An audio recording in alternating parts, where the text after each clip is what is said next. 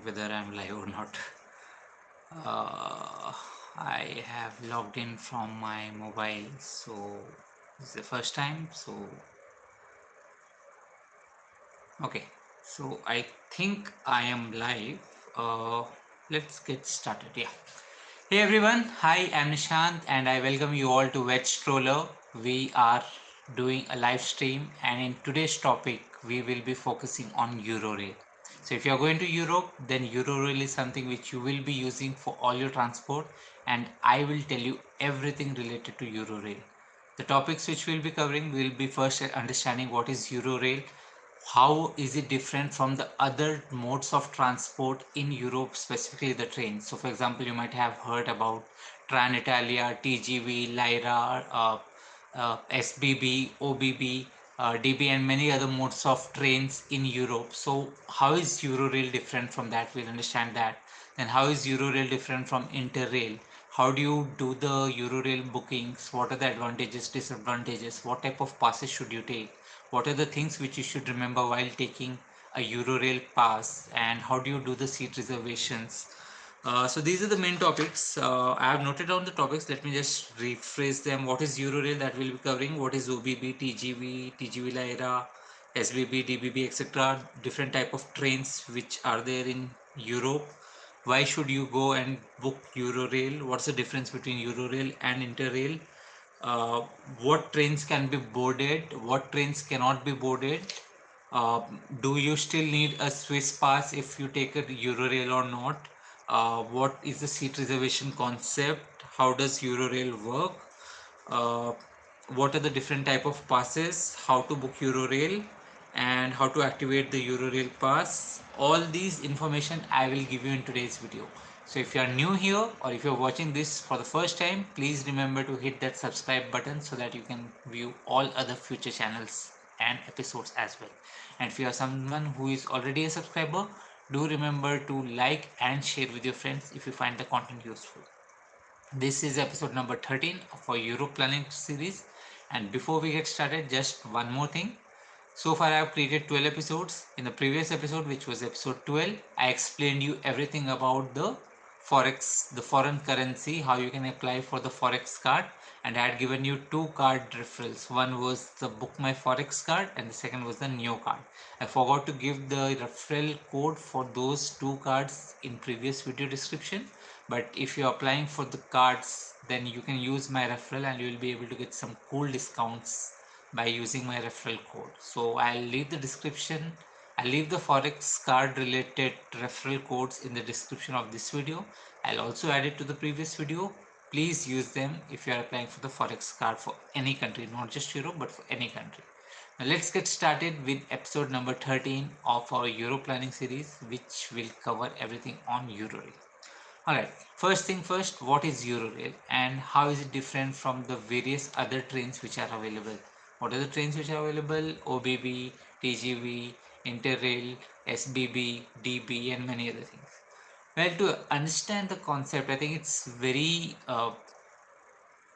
relevant that I use the Indian context. अब India में होता क्या है? We have different states. We have Delhi, Rajasthan, Gujarat, Maharashtra, Madhya Pradesh, etc. ठीक है? Assume that these are all countries. Europe is made up of all different small countries. You have France, you have Switzerland, you have Austria, you have Italy, you have Germany, and other things.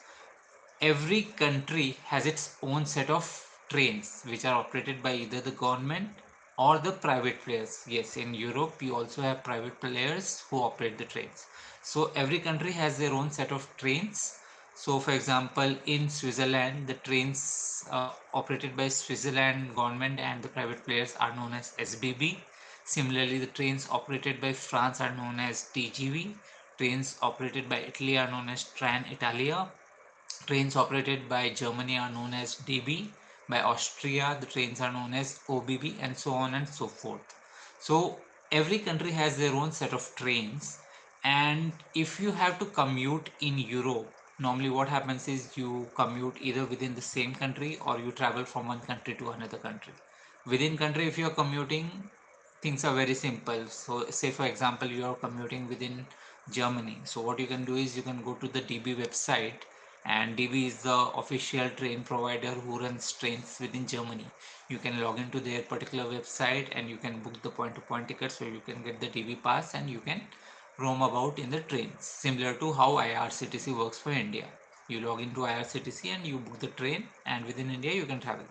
But that is only for one country. Now imagine that you are traveling from maybe Germany to Switzerland and Switzerland to France and France to Spain and all.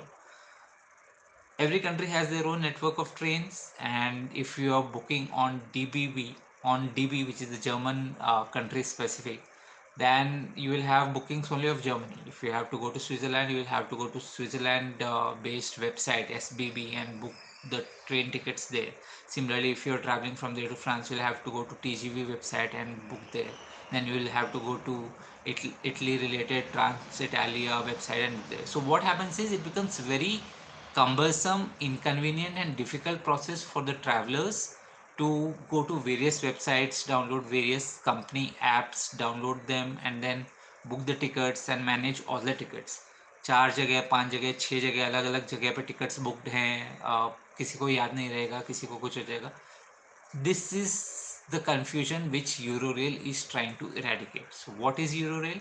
Eurorail is basically nothing but a sort of company, you can say, which covers all these European trains. So not all, most of these European trains. So what happens is, आप अगर यूरोरेल का पास लेते हो, so you can travel within Europe across 33 countries on this one single Eurorail pass. So imagine 33 countries में travel करने के लिए, instead of going to 33 different websites and booking the train tickets there, instead of all that hassle, you just buy one Eurorail pass, and using that you can travel in all these 33 countries. You will not have to worry whether you're traveling from France to Switzerland, or Switzerland to Germany, or Germany to Austria, or Austria to Amsterdam, or some other country. So everything is covered in Eurorail. That's the beauty of Eurorail. So if anyone asks you what is Eurorail, Eurorail is nothing but a single pass which will give you authority or permission to travel across 33 countries in Europe on any of the trains. That's number one. So now you know what is Eurorail, and now you know what are the different other train networks within Europe: OBB, SGV, DB, Transitalia, etc. The next question is, who should use Eurorail and what is Interrail? Well, the difference is very simple. Eurorail is applicable for all non-European citizens. So if you are someone who is not residing in Europe, then you have to buy a Eurorail pass.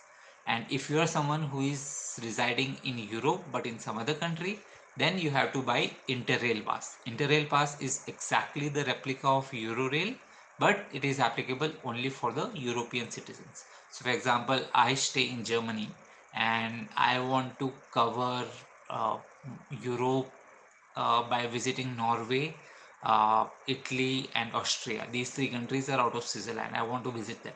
So I'm a European citizen. I will have to buy Interrail pass. I will not be buying Eurorail pass. I will have to buy Interrail pass. But I am an Indian, I am an Asian, I am an American, I am an Australian, I am from Africa or Europe or Middle East or any other country. I'll have to buy Eurorail pass. That's the basic difference. Do not make it complicated. Eurorail is for non-Europeans and Interrail is for Europeans. These are the things which you have to remember. So these are the main 2 points. Now, what are the different type of trains which are available in Europe? While just like India, in India you have Rajdhani, Shatabdi, Duronto, Garib Rath, then express trains, passenger trains, and many other trains. Same is the concept in Europe also. You will have high-speed trains, you will have night trains, you will have panoramic or scenic trains, you will have regional trains, and many other form of trains. The main form of trains are regional, panoramic, and high speed. These are the three main forms of train which you will be mostly onboarding, and night trains. So the difference is high speed trains normally connect either major cities of a big country or major cities between two countries. So maybe from France, Paris to Switzerland, Zurich, that's a high speed train on which you'll have to travel via TGV Lyra. TGV Lyra connects Switzerland and France, and it operates from Paris to Zurich, or Paris to some other big cities of Switzerland. Similarly, Paris to Germany is another high-speed train. Barcelona to Paris from Spain to France, that's another high-speed network. These are the high-speed trains. You can also have high-speed trains within the same country. So, for example, in Spain, from Madrid, if you're traveling to Barcelona, you will have a high-speed train. Or similarly, if you're traveling from maybe Venice to Rome in Italy, you'll have a high-speed train. So these are high-speed trains.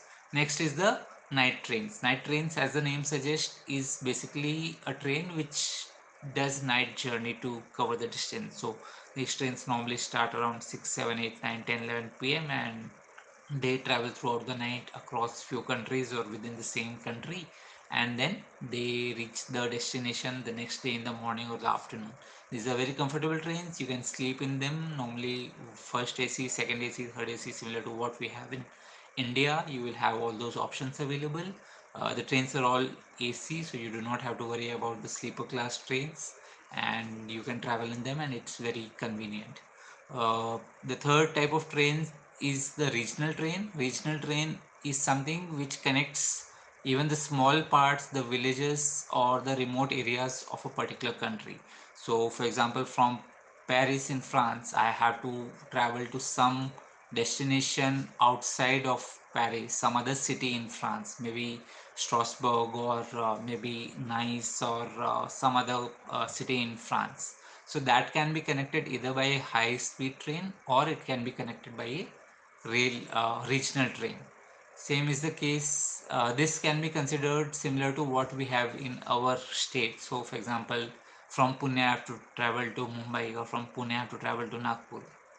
I'll take a local state train, or I'll maybe if the distance is short, I'll take a local train or intercity train. So maybe from Pune to Lonavala, it's a 3 hours journey, and we get local trains which travel from Pune to Lonavala. Similarly, Mumbai, maybe from Borivali to Thane or Borivali to Church Gate, people travel in metros or local trains. So the concept is very similar. That's the regional train. And the fourth is the panoramic train or the scenic trains. Now these trains are popular and they travel across some very beautiful scenic locations in Europe. So these are limited trains which travel across very specific routes, and just because the outside scenery is very beautiful, these trains are known as panoramic trains. So for example, you have a train from Switzerland Chur to Italy Tirano. It's called the Bernina Express. Similarly, you have few other trains in Italy and Germany, and you also have trains in Switzerland which operate on very scenic routes. So all these are known as panoramic trains. Now all these type of trains, the panoramic trains, the regional trains, the night trains, the high speed trains, everything is covered in the Eurorail pass. You do not have to buy the tickets for them separately. If you buy Eurorail pass, then yes, you will automatically be able to travel in these. But before you travel, before you board these particular trains, there is something you should know. The thing which you should know is that Eurorail is a sort of pass which will allow you to board the trains, but it might not guarantee you a seat reservation on any of these trains. Now what happens is, most of the high speed trains or the panoramic trains, they will charge you something extra for reserving a seat. Similarly, night trains, they will charge you something extra for reserving a seat. So Eurorail will give you a pass which can allow you to board the trains, but if you want to reserve a seat, you will have to pay some extra money. And there are trains obviously which do not need any seat reservation. You can board them free of cost and you can travel on just the Eurorail. But there are few trains on which seat reservation is mandatory. For example, Paris to Zurich, Switzerland, the TGV Lyra, on that seat reservation is mandatory. So you will have to have a Eurorail pass, and then you will have to book a seat reservation to be able to board that particular train. Now you will ask me, why should I take a Eurorail pass if I have to book a Paris to Zurich seat reservation? The answer is that if you have a Eurorail pass, you will get discounted prices on the seat reservation.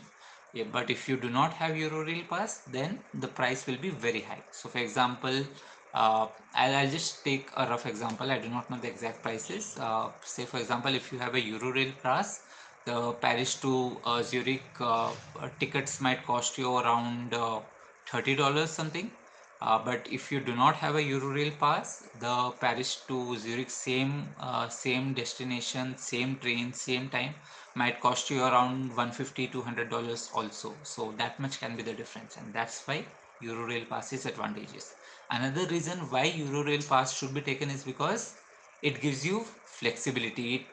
You can choose how you want to travel and which train you want to travel. So first of all, if you are uh, using Eurorail pass, you can hop on and hop off any train as per your convenience, as long as the seat reservation is not required on those. So what happens is, normally when you're traveling in Europe, you wake up in the morning and then you say, okay, today I want to maybe visit outskirts, some other city, or maybe today I'm done with France, I do not want to see anything else here, maybe I'll want to go to Switzerland. So if you have a Eurorail pass, you can just board the train which is going to the city of your choice, and you can reach there. That's one. Secondly, if you have woken up late, or if you are running late behind the schedule and you missed your train, you do not have to worry. You can board the next available train using your Europass and you can travel. That is not possible in the point to point ticket booking or seat reservation if you do it only via the particular state or the country trains. So that's one advantage. The second advantage on Eurorail is that it gives you lots of discounts. So adults are charged full, but if you are a small kid below maybe around 10-11 years, then you are not charged anything. You can travel free of cost. Similarly, if you are senior citizens, you get discounted price. If you are teenagers, you get discounted price on Eurorail. So all these are the added advantages which will be given to you on Eurorail. You also get additional discounts on various other things on Europe. So for example, booking.com or Airbnb, you get some additional discounts. You get additional discounts in many other things. So all these are the benefits of Eurorail. Uh, so I explained you what is Eurorail, why should you book Eurorail, and what are the trains which can be boarded. One important thing, personally, I had this particular doubt was, what all trains can I board in Europe using Eurorail pass? Well, you can board any trains in Europe as long as those trains connect different cities. So if you are boarding a train like a metro in the same city, it will not be covered in Eurorail. But if you are boarding a train which travels to different city in the same country or different country, Eurorail will go. So for example, if I take Delhi, now Delhi will have metro trains which connect one end of Delhi to another end of Delhi. You will not be able to board that using Eurorail in Europe.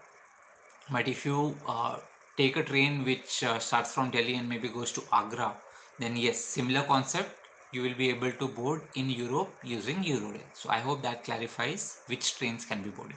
If you want to use the local metros, the local trains for within city travel, you'll have to take the local pass of that particular city. And for that, you will have to maybe visit the country and maybe go to the airport or the railway station and then take the city pass. Metro pass, city pass, all those are available in Europe very easily. You can go there and you can take them.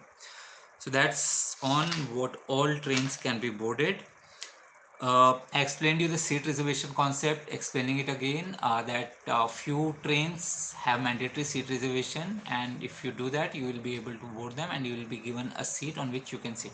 The disadvantage is that most of these seat reservations are non-refundable. So if you have booked a seat on a train and if you miss that particular train, then you will have to uh, either board the next train which does not require seat reservation, or board a train which requires seat reservation and then again have to pay for seat reservation charges. So that's the disadvantages, but you will have to plan accordingly.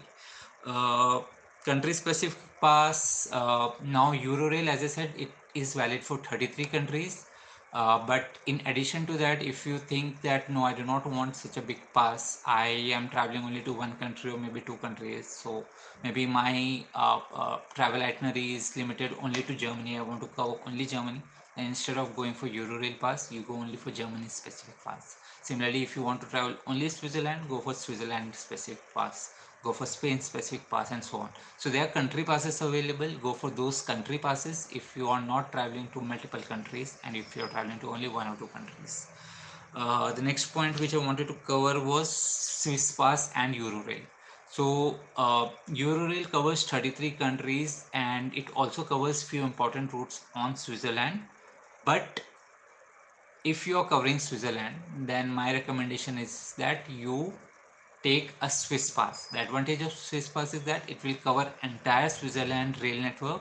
It will also cover the other modes of transport in Switzerland, maybe the bus or the ferries. So all those are covered in Swiss pass. In addition, you will also get discounts and free entries within various museums and attractions in Switzerland. So many attractions and museums will get free entry. Then for Jungfrau and Mount Titlis, you will get discounted pass discounts if you have the Swiss pass. So if you are traveling to Switzerland, do not use Eurorail. For all other countries, use Eurorail. For Switzerland, buy a separate Swiss pass is my recommendation. Now, how does Eurorail pass work? Well, the concept is very simple. If you're traveling to multiple countries, then the first step is yes, you should buy a Eurorail pass. If you're not traveling to multiple countries, then you should not buy. The second step is which type of pass should you buy? There are two types. One is the flexible pass, which allows you to uh, use the pass across various days as per your choice, and the second is the continuous pass, which allows you to use the pass on a daily basis for fixed number of days. So what happens is when you log into Eurorail website, it will first of all ask you which type of pass do you want to use. Select the global pass. Secondly, it will ask you whether you want to use a continuous pass or a flexible pass. So in continuous pass, if you choose, then it will ask you how many days of pass do you want. Do you want a 3-day pass, 4-day pass, 5-day pass, 7-day pass, 10-day pass, 15-day pass, and then various combinations available. If you take a 5-day pass, it will ask you start date from which you want the pass to be valid. If you select that, from that particular day for the next 5 days, you can use Eurorail pass, which is a continuous pass. You can travel across any of these trains in Europe for these 33 countries, and your pass will be valid. Similarly, if you opt for a flexible pass, it will ask you how many days pass do you want, 3-day, 5-day, 7-day, 15 days, etc. It will also give you a validity of in how much time should you use this Eurorail pass. So maybe 3 days pass, which is a flexible pass in to be used in 15 days, or a 7-day pass which has to be used within 1 month. Similarly, a 15-day pass which has to be used in 2 months or so on. So you can look around, you can play with the options. Each of them have different prices, and based on your itinerary, based on your schedule, you should use the pass. Now continuous pass is very self-explanatory. You start your pass, and for the next X number of days your pass is valid, and then it stops. In flexible pass, what happens is you start and stop based on when you want to travel. So you have purchased a pass. So for example, I purchased a pass today. I want to travel to maybe I want to use my Eurorail to travel day after tomorrow. So I'll activate my pass for 1 day. I will use the pass to travel day after tomorrow across the entire day, and then I'll deactivate the pass. So that way my 1 day has been utilized. Suppose I booked a 5-day pass, my 1 day has been utilized. After 3-4 days, again I want to travel to some other city, I will activate it again, I will use the pass, and I'll travel it. So that way my 2 days have been utilized. So this is how you use a flexible pass. You activate it, you book the trains on which you want to travel for that particular day, you travel, and then you deactivate it, and then you consume that particular activation deactivation basis the number of days you have taken, and basis the validity of the pass. So that's how the pass works. Apart from that, what else do you want to know? So the next question is, how do you book the pass? Well, Eurorail is the official website, you can book through that, but what I had done was I did not want to spend in euros or US dollars, so I went to Klook, which is the official partner of Eurorail, and I booked my Eurorail passes through that. I leave the referral code for Klook also at the bottom of the description. Use that and you might get some cool discounts on your Klook bookings. Use that. I personally used it. The process was very simple. I went to Klook website, I checked the global Eurorail pass, and then I selected which type of pass flexible or continuous, and then the number of days, and I just booked it. Let me know if you want me to create a separate dedicated video on that. I'll maybe create it if I get maybe around 50 comments requesting the same. So that was about how do you book the pass, how do you activate it. Once you get the pass, you have to go to Eurorail website, you have to add in the pass numbers along with the passenger name, and the pass will be added to your Eurorail account. And then whenever you want to travel, 24 hours before that, you will have to activate it and book the train. 24 hours to 11 months is the activation and the train booking time. That's as far as I know. What is not covered in Eurorail? The local travel city, that is not covered. The buses and ferries in most of the countries, and especially Switzerland, that's not covered. Uh, Seat reservation on mandatory trains is not covered. Even on optional trains which does not require seat reservation, you have an option to still go ahead and do seat reservation, just in case you want to be sure and do not want to be but standing while traveling in case there is heavy rush or heavy demand. You can do a seat reservation. So all those are not covered in Eurorail pass, but yes, you will get full discounts, deep discounts, if you have a Eurorail pass.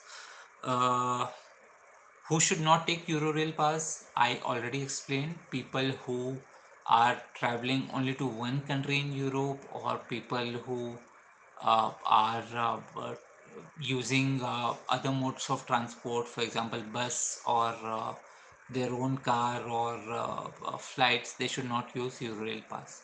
And non-Europeans can use Eurorail pass. Europeans should not use Eurorail pass. So that's the information which I wanted to share in this particular live stream. I think I have covered all the topics, and if you have any questions, any doubts, any concerns, please feel free to add them in the comments and ask. I'll be more than happy to answer them.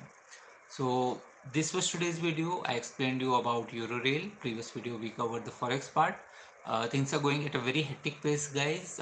This week I also applied for my international driving permit. In fact, I'll create a video for that with a screen recording of how I went about applying for the IDP. I'll upload that in the next 3-4 days maybe, and you can use that for getting the IDP applied. Uh, Apart from that, next week I plan to start focusing on my packing and shopping. So maybe in the next live video which I'll be having next week, I'll give you more information of what I did and what are the other things I'm starting to plan out and other things. That's it. I hope you find this video useful. Once again, if you enjoyed it, if you found it useful, please remember to like, subscribe and share. And if you share with others, the others will also find and benefit from it. Until next time, this is Nishan signing off. Bye. Take care. Tada. Bye.